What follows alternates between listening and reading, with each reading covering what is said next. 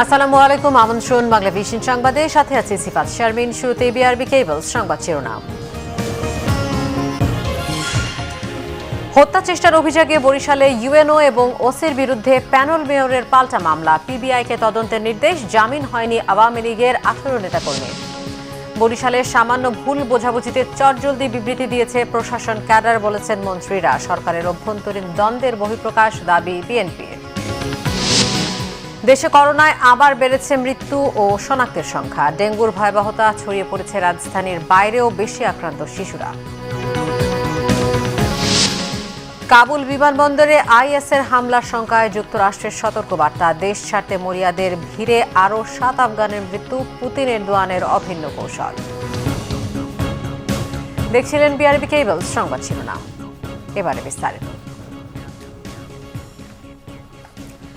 বরিশালে হামলা ও সংঘর্ষের ঘটনায় ইউএনও ও ওসির বিরুদ্ধে করা 2 মামলা আমলে নিয়েছে আদালত। তদন্তের দায়িত্ব দেওয়া হয়েছে পিবিআইকে।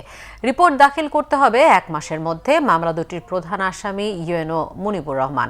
এদিকে আওয়ামী লীগের গ্রেফতারকৃত 18 নেতাকর্মীর জামিন নামঞ্জুর করা হয়েছে।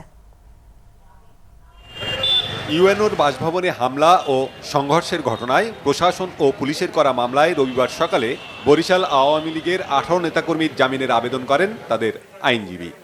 অতিরিক্ত চিফ মেট্রোপলিটন ম্যাজিস্ট্রেট আদালতের বিচারক মাসুম বিল্লাহ তা নাকচ করেন। ন্যায় বিচার পাবো এটা আমরা বিশ্বাস করি, কারণ এখানে তো গুলিবিদ্ধ।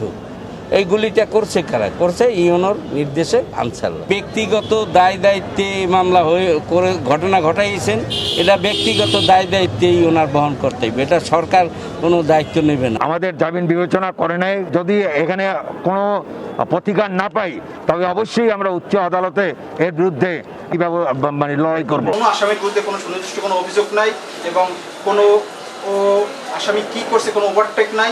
এখানে একটা গয়রহা মোকদ্দমা দায়ের করছে এবং সব বদবাদা মোকদ্দমা দায়ের করছে। মূলত এই মোকদ্দমার আসামিরাই সবাই ভিকটিম। এদিকে ইউএনও মুনিবুর রহমান ও কোতোয়ালি থানার ওসি নুরুল ইসলাম সহ অজ্ঞাতদের আসামি করে আদালতে মামলার আবেদন করেছেন সিটি কর্পোরেশনের প্যানেল মেয়র রফিকুল ইসলাম খোকন ও রাজস্ব কর্মকর্তা বাবুল হালদার। অভিযোগ আনা হয়েছে হত্যা চেষ্টার। মেয়ের হত্যা করার উদ্দেশ্যে ও গুলিগুলো করছে, তো এই জন্য আমরা মামলাটা করছি। মামলায় আমরা উল্লেখ করছি যে নিয়মিত কার্যক্রম করতে গেছে, সেখানে সে মারা গেছে এবং তার নির্দেশে তার দেহের উপরে সরকার থেকে গুলি করছে। পরিচ্ছন্নতা এবং বিলবোর্ড উচ্ছেদগুলো, যেগুলো অবৈধ যে বিলবোর্ডগুলো, ওর ধারাবাহিকতায় আমরা প্রশাসনিক কর্মকর্তার নেতৃত্বে আমরা ওখানে বিলবোর্ড উচ্ছেদের জন্য গেছিলাম।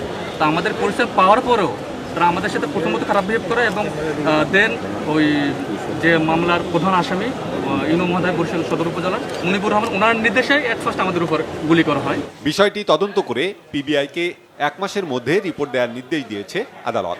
আজকে 2টি মামলা ধরা হয়েছে। 2টি মামলায় বরিশাল পুলিশ সুপার পিবিআই বরাবর তদন্তের জন্য নির্দেশ দেওয়া হয়েছে। আগামী 23/9/2021 সালের ভিতরে তদন্তের রিপোর্ট জমার জন্য নির্দেশ প্রদান করা হয়েছে। এদিকে মেয়রের আহ্বানে সাড়া দিয়ে কর্মবিরতি প্রত্যাহার করেছে বরিশাল সিটি কর্পোরেশনের কর্মকর্তা কর্মচারীরা। শনিবার রাতেই পরিষ্কার করা হয়েছে শহরের বিভিন্ন জায়গায় স্তূপ হয়ে থাকা আবর্জনা। স্বস্তি ফিরেছে সাধারণ মানুষের মধ্যে। বুধবার রাতে ব্যানার নামানো নিয়ে ইউএনওর বাসভবনে হামলা ও সংঘর্ষ হয়। এ ঘটনায় 2টি মামলায় হুকুমের আসামি করা হয় সিটি মেয়র সাদিক আব্দুল্লাহকে। তারপর থেকেই উত্তেজনার পারদ ছড়িয়েছে পুরো বরিশালে। Bangla vision news desk. এদিকে বরিশালের ঘটনাটি স্থানীয় বিচ্ছিন্ন বিষয় বলে মন্তব্য করেছেন তথ্য ও সম্প্রচার মন্ত্রী ডক্টর হাসান মাহমুদ। আর স্থানীয় সরকার, পল্লী উন্নয়ন ও সমবায় মন্ত্রী তাজুল ইসলাম বলেছেন, বরিশাল সদর ইউএনের সরকারি বাসভবনে হামলা ও সংঘর্ষ পরবর্তী অ্যাডমিনিস্ট্রেটিভ সার্ভিস অ্যাসোসিয়েশনের বিবৃতি সংক্ষুব্ধদের ক্ষোভের বহিঃপ্রকাশ। সচিবালয়ে বরিশালের ঘটনা নিয়ে সাংবাদিকদের সাথে কথা বলেন তথ্য ও সম্প্রচার মন্ত্রী ডক্টর হাসান মাহমুদ। জানান, বরিশালের ঘটনার তদন্ত চলছে, তাই এখনই এই ঘটনার মূল্যায়ন করা ঠিক হবে না। তবে বরিশালের ঘটনাকে বিচ্ছিন্ন ও স্থানীয় উল্লেখ করে তিনি বলেন, চটজলদি বিবৃতি দিয়েছে অ্যাডমিনিস্ট্রেটিভ সার্ভিস অ্যাসোসিয়েশন। বরিশালের ঘটনাটা আমি প্রথমেই বলেছি, এটি একটি স্থানীয় ঘটনা, বিচ্ছিন্ন বিষয় এবং সেখানে মামলা যে কারো বিরুদ্ধে হতে পারে।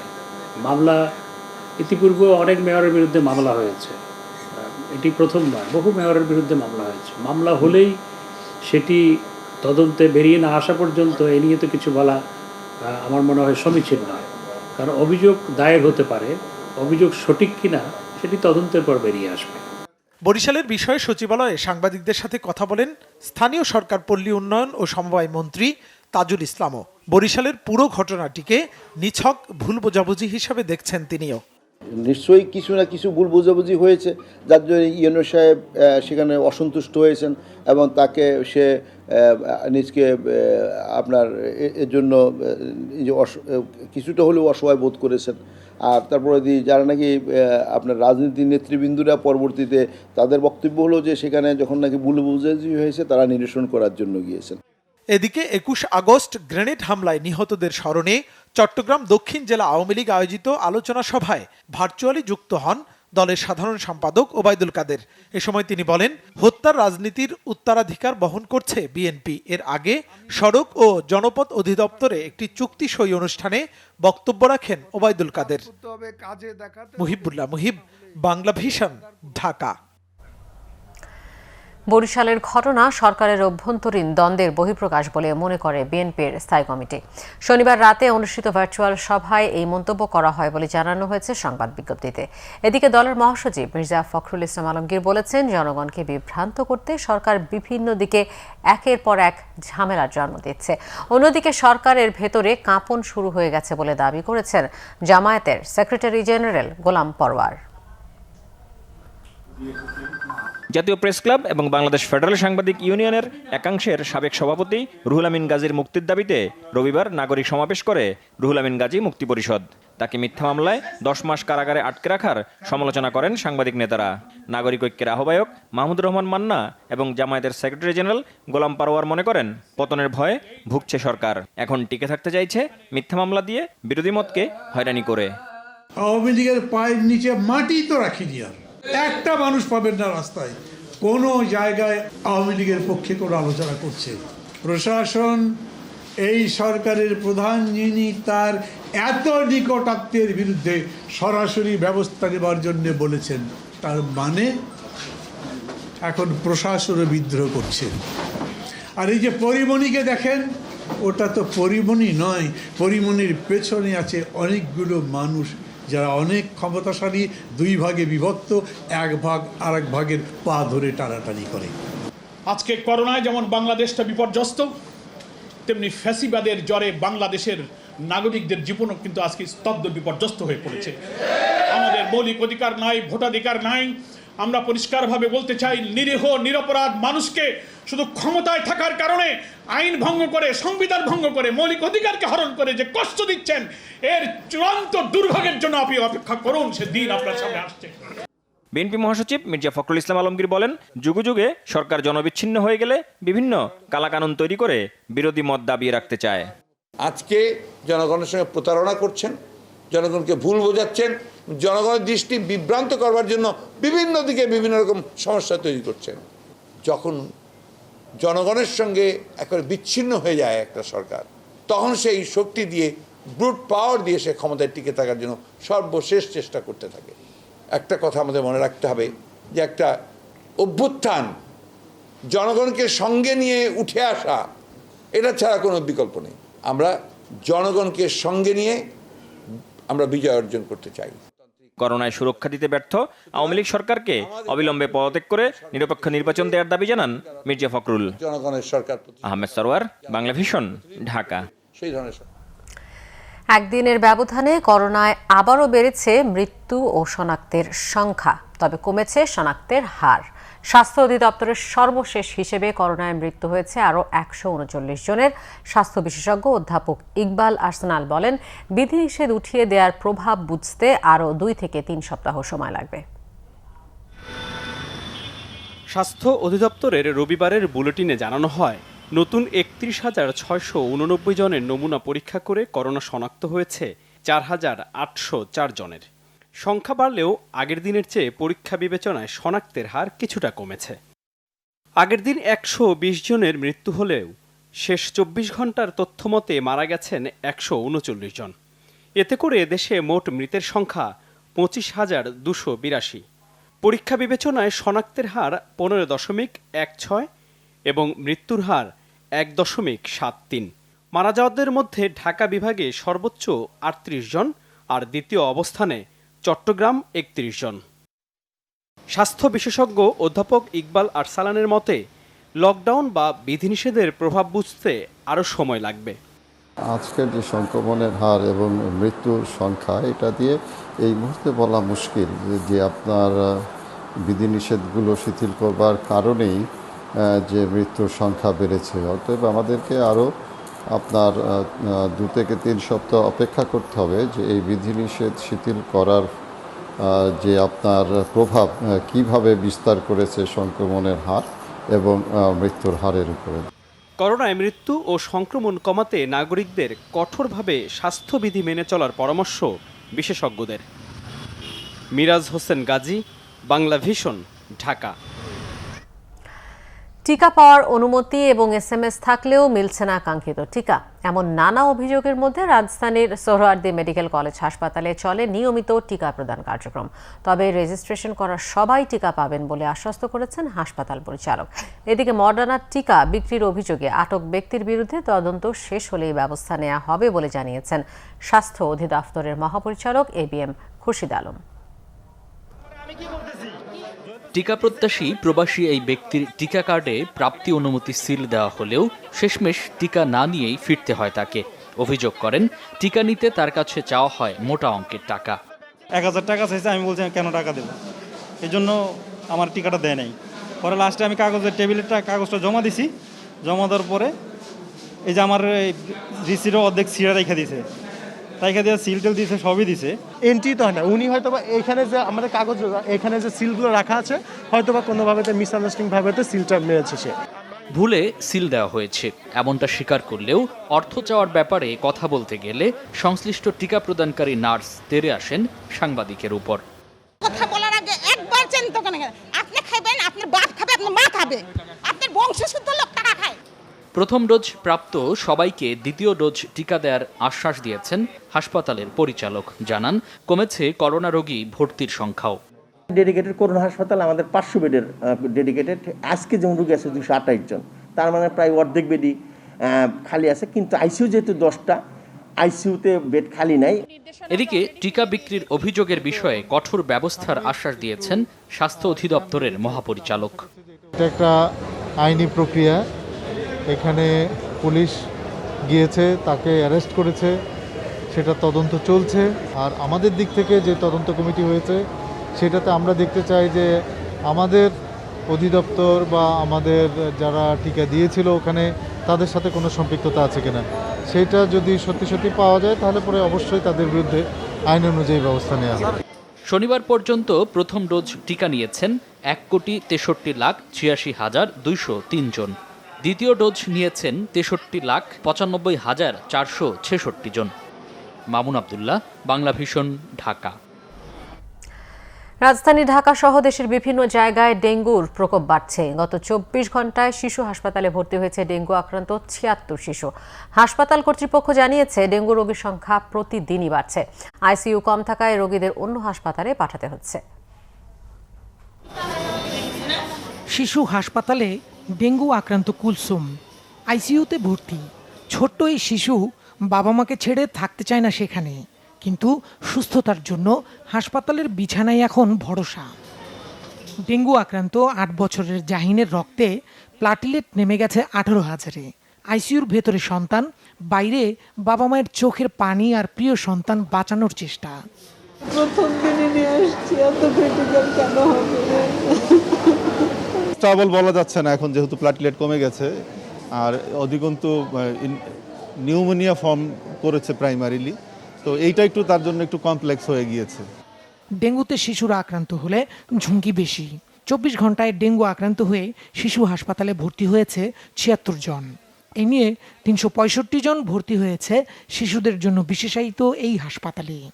আমার বাসা হয়েছে ফার্ম গেট, মণিপুরি পাড়া। মাঝে মাঝে মশার ওষুধ দিত, ইদানিং দেয়নি। কালকের দিন, পরশু দিন, এই 2 দিন আমার বাচ্চার অবস্থা খুবই ভয়াবহ ছিল। আজকে আল্লাহ দিলে আমার বাচ্চা একটু উঠি বসতেছে, একটু খাবার দিতেছি। ডেঙ্গুতে আগস্টে 21 দিনে 23 জনের মৃত্যু হয়েছে। এ পর্যন্ত ডেঙ্গুতে আক্রান্ত হয়েছে 5,992 জন। আইসিইউ একটা লিমিটেড রিসোর্স, এই চাইলেই কিন্তু আমরা 50টা বাচ্চার আইসিইউ দিতে পারবো না। আইসিইউর চাহিদা এখানে অনেক বেশি, সেক্ষেত্রে অনেক সময় একটু দেরি হচ্ছে। অভিভাবকরা দেরি না করে নিজের দায়িত্বে রোগীকে নিয়ে বাইরে চলে যান, এরকম ঘটনাও ঘটে। বাসাবাড়িতে মশার উপদ্রব থেকে বাঁচতে দিনের বেলায়ও মশারি টাঙানোর পরামর্শ চিকিৎসকদের। দীপন দেওয়ান, বাংলা ভিশন, ঢাকা। রাজধানীর যাত্রাবাড়ি মিরপুর উত্তরায় ডেঙ্গুর প্রকোপ সবচেয়ে বেশি। চলতি বছরের জুন, জুলাই ও আগস্টে তা আরও বেড়েছে। স্বাস্থ্য অধিদপ্তরের এক জরিপ প্রতিবেদনে এমন তথ্য উঠে এসেছে। Monsoon Aedes survey 2021 and current situation of dengue শীর্ষক জরিপের বিস্তারিত তথ্য তুলে ধরেন deputy programme manager doctor Afsana Alamgir Khan. তিনি জানান, মোট ডেঙ্গু আক্রান্তের 8 ভাগের বেশি যাত্রাবাড়ি এলাকার, এরপর রয়েছে মিরপুর ও উত্তরাতে। এখন পর্যন্ত অগস্টে সবচেয়ে বেশি আক্রান্ত হয়েছে ঢাকা উত্তর সিটির 26টি ও দক্ষিণ সিটির 30টি সাইটে এডিসের লার্ভার উপস্থিতি মিলেছে। এডিসের লার্ভা বেশি পাওয়া গেছে বহুতল ভবনে, তবে নির্মাণাধীন ভবনের পরিস্থিতি আরও ভয়াবহ। ঢাকা সিটির উত্তর ও দক্ষিণের 98টি ওয়ার্ডে 10 দিনের জরিপে এই ফলাফল পাওয়া গেছে। এতদিন বিষয়টি গোপন থাকলেও শনিবার ফাঁস হয়েছে বরিশাল শেরেবাংলা মেডিকেলের করোনা ইউনিট থেকে 100 অক্সিজেন সিলিন্ডার এবং 300টি সিলিন্ডার মিটার উধাওয়ের ঘটনা। গত 7 দিনেও বিভিন্ন ওয়ার্ডে সন্ধান চালিয়ে উদ্ধার করা যায়নি উধাও হওয়া কোনো সিলিন্ডার। করোনা ইউনিটে ওয়ার্ড মাস্টারদের মাধ্যমে অক্সিজেন সিলিন্ডার ও সিলিন্ডার মিটার সরবরাহ করা হয়। তালিকা অনুযায়ী বিভিন্ন ওয়ার্ড তল্লাশি করেও এগুলোর হদিস মেলেনি। বিষয়টি হাসপাতালের পরিচালককে অবহিত করা হলে তিনি সহকারী পরিচালক ডাক্তার মনিরুজ্জামানকে প্রধান করে 5 সদস্যের তদন্ত কমিটি গঠন করেন। হাই ফ্লো ন্যাজাল ক্যানোলার বিকল্প হিসেবে চট্টগ্রামে ব্যবহার হচ্ছে bi level positive airway pressure বা বাইপেপ মেশিন। করোনা চিকিৎসায় একে বেশ গুরুত্ব দিচ্ছেন চিকিৎসকরা। এতে চিকিৎসা ব্যয় কমার পাশাপাশি রোগীর অক্সিজেন কম লাগছে। তবে সতর্ক না থাকলে এতে ইনফেকশন ছড়ানোর শঙ্কাও থাকে। করোনা আক্রান্তদের চিকিৎসায় সারা দেশে অক্সিজেনের চরম সংকটের সময় আশা জাগিয়েছে বাইপেপ মেশিন। হাইফ্লো নাজাল ক্যানোলার বিকল্প হিসেবে ব্যবহার হচ্ছে এ মেশিন। এ মেশিনের দাম যেমন কম, তেমনি এয়ারওয়ে প্রেসারের ব্যবহারের কারণে অক্সিজেন কম লাগে 3 ভাগের 2 ভাগ। মানভেদে একটি হাইফ্লো নাজাল ক্যানোলার দাম যেখানে 3 থেকে 8 লাখ টাকা, সেখানে একটি বাইপেপ মেশিনের দাম 45,000 টাকা থেকে 1.5 লাখ টাকা। হাইফ্লো নাজাল ক্যানোলার ব্যবহারে রোগীর জন্য প্রতি মিনিটে অক্সিজেন লাগে 90 লিটার, সেখানে বাইপেপ মেশিনে লাগে 15 থেকে 30 লিটার। শ্বাসকষ্ট যদি বেশি হয়, অক্সিজেন কম লাগছে, আমরা যে কোনো একটা মোড সিলেক্ট করে আমরা সেভাবে দিই।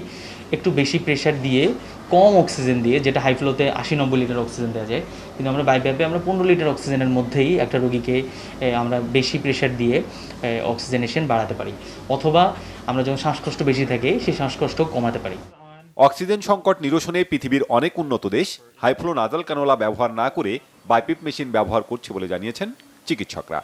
আমাদের এনআইভি মেশিনগুলো 45,000 টাকা থেকে শুরু করে আপনি 1.5 লাখ টাকার মধ্যে খুব ভালো কোয়ালিটির এনআইভি মেশিন পাবেন। তার মানে আপনি একটা হাইফ্লো মেশিন দিয়ে আপনি প্রায় 3টে এনআইভি মেশিন জোগাড় করতে পারছেন। যে মাস্ক যেগুলো, এগুলো আমরা মোটামুটি অ্যাভেলেবেল আমরা আনতে পারি। এগুলো আমরা একটু ডিসপোজ করে, এগুলো আমরা একটু পরিষ্কার করে আমরা আবার হয়তো আরেকজনের মধ্যে ইউজ করতে পারি। মাস্ক যেগুলো মাস্কের, কিন্তু হাইফ্লোর সার্কিটগুলো অনেক এক্সপেন্সিভ, 8,000-9,000 টাকা, এবং এগুলো সাধারণত একটা সার্কিট একজনের জন্য ইউজ করা হয়। হ্যাঁ, আমরা করি, আমরা যেহেতু একটু গরিব দেশ, আমরা এখন মোটামুটি একটা মেশিনকে আমরা, একটা সার্কিটকে আমরা 2-3 বার পরিষ্কার করে আমরা ইউজ করছি। এই মেশিনে কম খরচ ও কম অক্সিজেনে রোগীদের সেবা দেওয়া সম্ভব বলে জানিয়েছেন চট্টগ্রাম মা ও শিশু জেনারেল হাসপাতাল কর্তৃপক্ষ।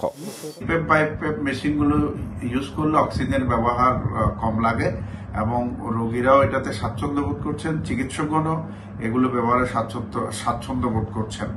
বিশ্ব স্বাস্থ্য সংস্থাও বাইপেপ মেশিন ব্যবহারে গুরুত্ব দিচ্ছে। তবে এ পদ্ধতিতে ইনফেকশন ছড়ানোর শঙ্কা থাকায় সচেতনভাবে ব্যবহারের পরামর্শ বিশেষজ্ঞদের। Bangla vision news desk. করোনার মধ্যেই তৈরি পোশাকের বিদেশি প্রচুর অর্ডারের সুফল ঘরে তোলা যাচ্ছে না সুতার দাম বাড়ার কারণে। এ নিয়ে টানাপোড়েন চলছে পোশাক ও টেক্সটাইল মিল মালিকদের মধ্যে। পোশাক শিল্প মালিকরা বলছেন, তারা আন্তর্জাতিক বাজারে প্রতিযোগিতায় পিছিয়ে গেলে ক্ষতিগ্রস্ত হবে টেক্সটাইল খাত। দুনিয়া কাবু করে দেওয়া করোনা মহামারী মাঝেও দেশে পোশাক খাতের জন্য ভালো খবর, বিদেশি প্রচুর ক্রয়াদেশ। ভারত ভিয়েতনাম সহ প্রতিযোগী দেশগুলো কাহিল অবস্থার সুবিধা ধরাতেই বাংলাদেশের ভাগ্যে। এছাড়া রানা প্লাজা ঘটনায় মুখ ফিরিয়ে নেওয়া আমেরিকার বিখ্যাত ব্র্যান্ড ওয়াল্ট ডিজনি ফিরেছে চলতি বছরই, কিন্তু এই সুবিধার বাদ ছেদেছে সুতার মূল্য বৃদ্ধি। ওভারনাইট তো বাড়ে নাই, আজকে 9 মাস যদি আমি হিসাব করি 9 মাসে 30 এবং 47% বাড়ছে, এবং আজকে সুতার দাম যে $4 হয়ে গেছে গত মার্চ মাস থেকে $4। আমার কাছে এই যে এলসির কপি আছে, ডিসেম্বরে $3.10। ডকুমেন্টস নিয়ে কথা বলছি। এই চ্যালেঞ্জিং টাইমে আমরা যদি ফ্রন্ট লিঙ্কেজ ব্যাকওয়ার্ড লিঙ্কেজ সবাই মিলে সবাই যদি কিছুটা শেয়ার করি, আমরা যদি আমাদের এই কার্যাদেশটা ধরে রাখতে পারি, আমাদের যে অংশীদারিত্ব সেটি কিন্তু আমরা ধরে রাখতে পারবো। এতে অর্ডার হারানোর সংখ্যায় গার্মেন্টস মালিকরা চিন্তিত আন্তর্জাতিক বাজারের প্রতিযোগিতায় টিকে থাকা নিয়ে। অবশ্যই আন্তর্জাতিকভাবে দর বেড়েছে, তবে এই দর বাড়াটাকে যদি কেউ ক্যাপিটালাইজ করি, অধিক দর বাড়ায়, তাহলে একসময় যে ফ্রন্ট লিঙ্কেজে যে গার্মেন্টস সে কিন্তু তার কার্যাদেশটা ধরে রাখবে না। তখন আমার প্রশ্ন হলো আমার বন্ধুবরের কাছে, আপনার এই বেশি দরে তুলা এনে যে সুতা বানাবেন, এই সুতাটা কার কাছে আপনি বিক্রি করবেন? আমি বলবো এটা অভিমান বা অভিযোগের কথা। সুতরাং ক্রেতা যখন কোনো কিছু কেনার নাগালের বাইরে থাকে, তখন তো ক্রেতার তো স্বাভাবিকভাবে বায়ারের মন খারাপ থাকবে, তার তো অভিযোগ থাকতেই পারে। পোশাক শিল্পের 3টা সংগঠনের যে অবদান, সে অবদানের কারণে আজকে কিন্তু টেক্সটাইল সেক্টর এই অবস্থায় এসেছে। সুতরাং এই অবস্থাটাকে আমরা মনে করব ধরে রাখার জন্য আমরা চেষ্টা করেছি। পোশাক শিল্প মালিকদের হিসেবে করোনার মধ্যে ক্রয়াদেশ বেড়েছে প্রায় 20%। এজন্য প্রয়োজন কাপড়ের দামে স্থিতিশীলতা। এর বিপরীতে টেক্সটাইল মিল মালিকরা বলছেন সুতার দাম 9 মাস ধরেই বাড়ছে, আগস্টে সে হার সর্বোচ্চ 37%। GM Hasan, Bangla vision, Dhaka. মাদকদ্রব্য মামলায় চিত্রনায়িকা পরিমণির জামিনের জন্য আবারও আবেদন করা হয়েছে। জামিন বিষয়ে শুনানির জন্য আগামী 13 সেপ্টেম্বর দিন ধার্য করেছেন আদালত। তার আইনজীবী মজিবুর রহমান এই আবেদন করেন। এর আগে শনিবার মাদকদ্রব্য নিয়ন্ত্রণ আইনে করা মামলায় 3য় দফায় 1 দিনের রিমান্ড শেষে পরিমণিকে আদালতে হাজির করে মামলার তদন্ত সংস্থা সিআইডি। এ সময় তদন্ত শেষ না হওয়া পর্যন্ত মামলার তদন্ত কর্মকর্তা পুলিশ পরিদর্শক কাজী গোলাম মোস্তফা পরিমণিকে কারাগারে আটক রাখার আবেদন করেন। পরে পরিমণিকে গাজীপুরের কাশিমপুর মহিলা কেন্দ্রীয় কারাগারে নেওয়া হয়। এর আগে 4 দফা জামিন আবেদন নাকচ করে দেয় আদালত। রাষ্ট্রীয় ও সামাজিকভাবে চিত্রনায়িকা পরিমণির অধিকার ক্ষুণ্ণ হচ্ছে বলে অভিযোগ তুলেছেন চলচ্চিত্র পরিচালক, শিল্পী, কবি ও মানবাধিকার কর্মীরা।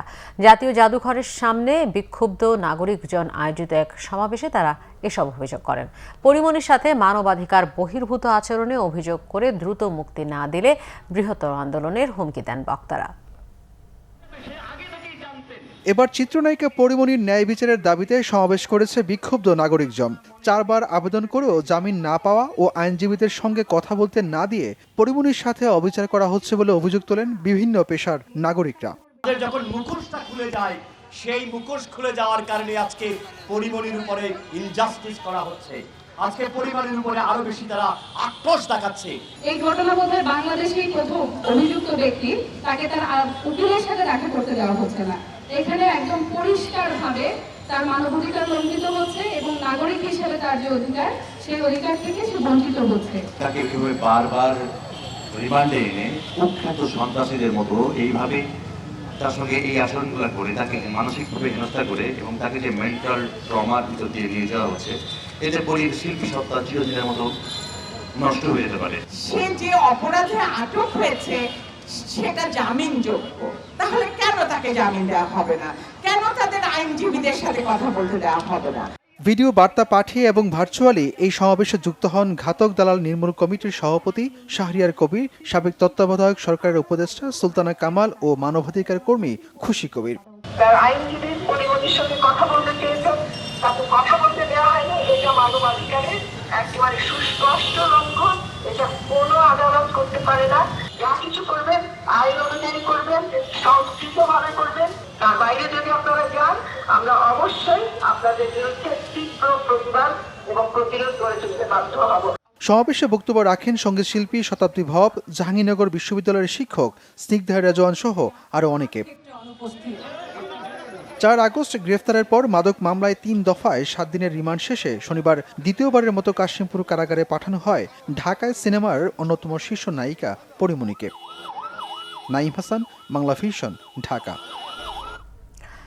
উজান থেকে নেমে আসা ঢল আর ভারী বর্ষণে সিরাজগঞ্জ, টাঙ্গাইল ও কুড়িগ্রামে নদ নদীর পানি বাড়ছেই। আগামী 24 ঘন্টায় 8 জেলার বন্যা পরিস্থিতির অবনতির শঙ্কা। সিরাজগঞ্জে বন্যা পরিস্থিতির অবনতি হয়েছে, তলিয়ে গেছে নতুন নতুন এলাকা। বিপাকে জেলার গরুর খামারিরা। নদীর পানি বৃদ্ধির সাথে সাথে জেলার বিভিন্ন জায়গায় শুরু হয়েছে তীব্র ভাঙন। বেড়েছে টাঙ্গাইলের পুংলি নদীর পানিও। পুংলি নদীর পানি বিপদসীমার 22 সেন্টিমিটার উপর দিয়ে বইছে। এছাড়াও যমুনার পানি 11 সেন্টিমিটার, ধলেশ্বরীর 15 সেন্টিমিটার এবং বংশায়ের পানি 8 সেন্টিমিটার বৃদ্ধি পেয়েছে। এদিকে কুড়িগ্রামের ধরলা, তিস্তা, ব্রহ্মপুত্র, দুধকুমার সহ সবগুলো নদ নদীর পানি বৃদ্ধি অব্যাহত রয়েছে। ফলে জেলার নদ নদীর চর, দ্বীপ, চরের নিচু এলাকার 15টি গ্রামের 25,000 মানুষ পানিবন্দী হয়ে পড়েছে। শিক্ষা প্রতিষ্ঠানে বুলিং রোধে নীতিমালা বা গাইডলাইন তৈরিতে কেন নির্দেশ দেয়া হবে না তা জানতে চেয়ে রুল জারি করেছে হাইকোর্ট। এক রিটের শুনানিতে আজ বিচারপতি এম এনায়েতুর রহিম ও বিচারপতি মোহাম্মদ মোস্তাফিজুর রহমানের সমন্বয়ে গঠিত ভার্চুয়াল হাইকোর্ট বেঞ্চ এই রুল জারি করেছেন। মোটা বলে সহপাঠী ও শিক্ষকের লাঞ্ছনার শিকার মৃত কিশোরের পরিবার যা বলছে শিরোনামে 8 জুলাই গণমাধ্যমে প্রকাশিত প্রতিবেদন যুক্ত করে আইনজীবী তানভীর আহমেদ 16 আগস্ট করেন। এই মৃত্যুর ঘটনা তদন্ত করে 60 দিনের মধ্যে আদালতে প্রতিবেদন দিতে নির্দেশ দিয়েছে হাইকোর্ট। জেলা শিক্ষা অফিসারকে একটা ডাইরেকশন দিয়েছে যে 60 দিনের মধ্যে উক্ত ব্যাপারে তদন্ত করে সেটা আদালতকে তদন্ত রিপোর্ট জমা দিতে বলা হয়েছে। বুলিংয়ের ব্যাপ্তিটা হিউজ পরিমাণ। তো আমাদের শিশুকাল থেকে যদি আমাদের বাচ্চারা বুলিংয়ে অভ্যস্ত হয়ে যায় তো তারা পরবর্তীতে আরও বড় বড় ধরনের ক্রাইম করতে তাদের বাধ্য না, যেটা সাইবার বুলিং বলেন বা অন্য বুলিং যেগুলো হচ্ছে। ব্যাকডেট পদ্ধতি নয়, সরকারি চাকরিতে প্রবেশের বয়স স্থায়ীভাবে 32 করার দাবি জানিয়েছে চাকরি প্রত্যাশী যুব প্রজন্ম। সকালে ঢাকা রিপোর্টার্স ইউনিটিতে আয়োজিত সংবাদ সম্মেলনে সংগঠনের পক্ষ থেকে এই দাবি জানানো হয়েছে। লিখিত বিবৃতিতে তারা বলেন, মহামারী করোনা চলাকালে চাকরি প্রত্যাশীদের 2 বছর নষ্ট হয়ে গেছে। বয়সজনিত 2 বছরের ক্ষতি পুষিয়ে নিতে ব্যাকডেট বা বয়স সমন্বয় কোনো কার্যকরী সমাধান নয়। তাদের মতে চাকরির বয়স 32-এ উন্নীত করলে প্রকৃত 30 বছর বয়সীরা আবেদনের সুযোগ পাবেন। এই দাবি না মানলে আগামী 27 আগস্ট থেকে লাগাতার আন্দোলনের হুমকি দিয়েছেন চাকরি প্রত্যাশীরা। কক্সবাজার সমুদ্র সৈকতের ইনানীতে অভিযান চালিয়ে সৈকতের দখল করে তৈরি অবৈধ স্থাপনার অংশবিশেষ ভেঙে দিয়েছে কক্সবাজার উন্নয়ন কর্তৃপক্ষ। বিকেলে কক্সবাজার উন্নয়ন কর্তৃপক্ষের চেয়ারম্যান অবসরপ্রাপ্ত লেফটেন্যান্ট কর্নেল ফোরকান আহমেদের নেতৃত্বে এই অভিযান চালানো হয়। করোনাকালীন লকডাউনে সৈকতের ইনানীর বালু কাবেলা দখল করে অবৈধভাবে স্থাপনা তৈরি করে এক প্রভাবশালী। উচ্চ আদালতের নিষেধ অমান্য করে সৈকত দখলের খবর বাংলা ভিশনে প্রচার হয়। পরে কক্সবাজার উন্নয়ন কর্তৃপক্ষ দখলদারকে অবৈধ দখল বন্ধের নির্দেশ দেন। এরপরও নির্দেশ না মানায় সরেজমিনে অভিযান চালিয়ে দখলের অংশবিশেষ ভেঙে দেওয়া হয়। এ সময় দখলের অবশিষ্টাংশ ছেড়ে দিতে নির্দেশ দেয় উন্নয়ন কর্তৃপক্ষ। ভারত থেকে বেনাপোল বন্দর দিয়ে 52 মেট্রিক টন বিস্ফোরক দ্রব্য আমদানি হয়েছে। মেসার্স কেলটেক এনার্জিস লিমিটেড নামের একটি প্রতিষ্ঠান রবিবার সন্ধ্যায় 6টি ভারতীয় ট্রাক এই বিস্ফোরক দ্রব্য আমদানি করে। বন্দর সূত্র জানায়, গ্যাস ডেভেলপমেন্ট ফান্ডের অর্থায়নে 3000 কিলোমিটার লাইনের সার্ভে কার্যক্রম পরিকল্পনায় এই বিস্ফোরক ব্যবহার করা হবে। বিস্ফোরক দ্রব্যের মধ্যে রয়েছে 21,000 পিস ডেটোনেটর ও 21,000 পিস কো অ্যাঙ্কর সামগ্রী।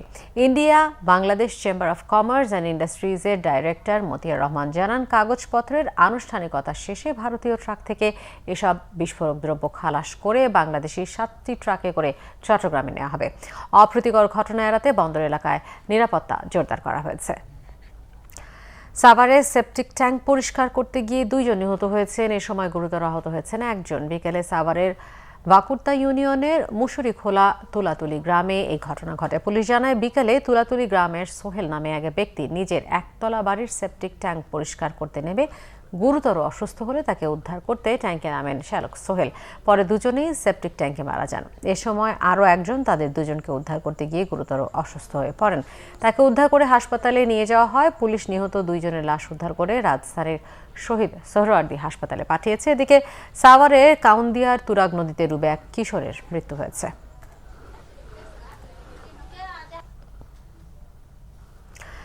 উন্নত জাতের উট পাখি পালন শুরু করেছে বাংলাদেশ প্রাণী সম্পদ গবেষণা প্রতিষ্ঠান। গরু ও মুরগি মাংসের পাশাপাশি উট পাখির মাংসেরও বিস্তার ঘটাতে চান তারা।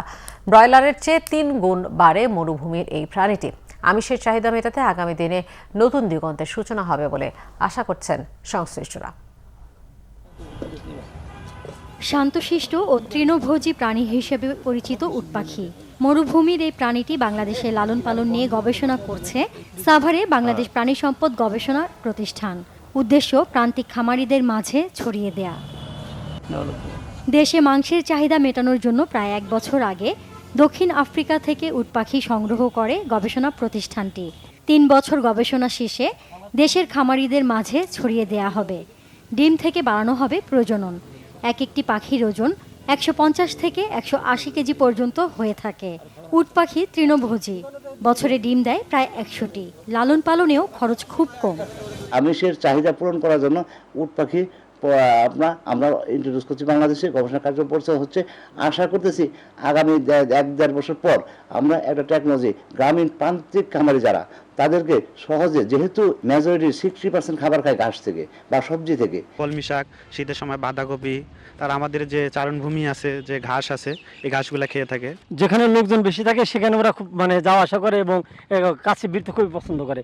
আর এগুলো খুবই নিরীহ এবং সাধারণত কারো কোনো ক্ষতি করে না। উট পাখিগুলো বাংলাদেশে লালন পালন করার জন্য খুব ভালো একটা উপযোগী বলে মনে করা যায়।